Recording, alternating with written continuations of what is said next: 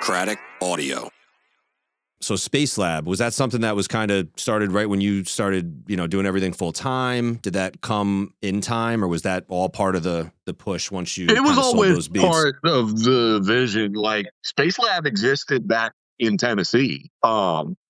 It's I tend to never, and this is what I mean. Like at that time, I always say it was different for people who grew up in, say, New York or Los Angeles, because, like, say you grew up in the 90s or the early 2000s in New York City, you can literally just hop the train and go hang out outside the Def Jam building and wait for A&R to come out and pass them your demo. Like, you have access to things that people who are spread out in other places don't have access to. So very early on, I used to read a lot of books about the music industry and learned about bad record deals. And I used to read, Wendy Day had a column in Murder Dog magazine I used to read a lot, where she would talk about where a lot of things went wrong with record labels. So I figured in between that and knowing the type of music I was going to make, there is maybe, I'm not going to be booked to perform on Dick Clark's Rockin' New Year's Eve. So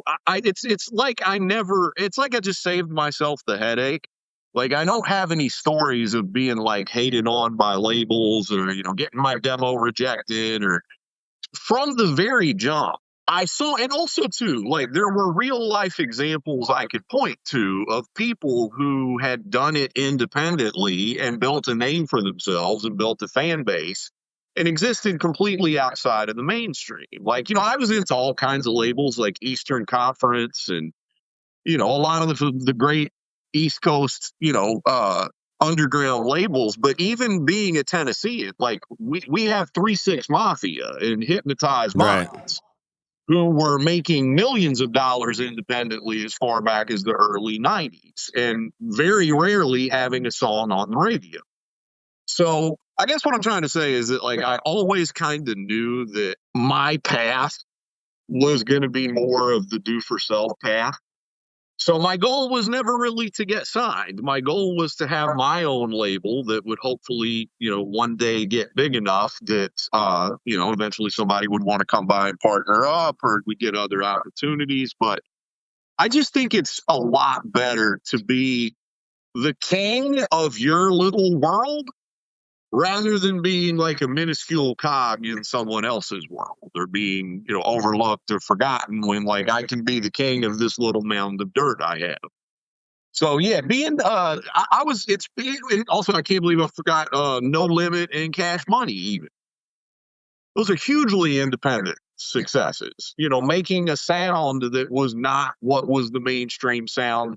I know the underground East Coast boom bap people may not like to hear that and be like, oh, that's not real hip hop or whatever. But No Limit and Cash Money was taking an underground sound, servicing it directly to the people, and making lots of money doing so. Yeah, a lot of money. That's the thing. Like, they definitely crushed. Like, there's no denying that. They just crushed back then. Yeah, I was more inspired by that type of thing. And even outside of hip hop, like, my favorite musician is Frank Zappa.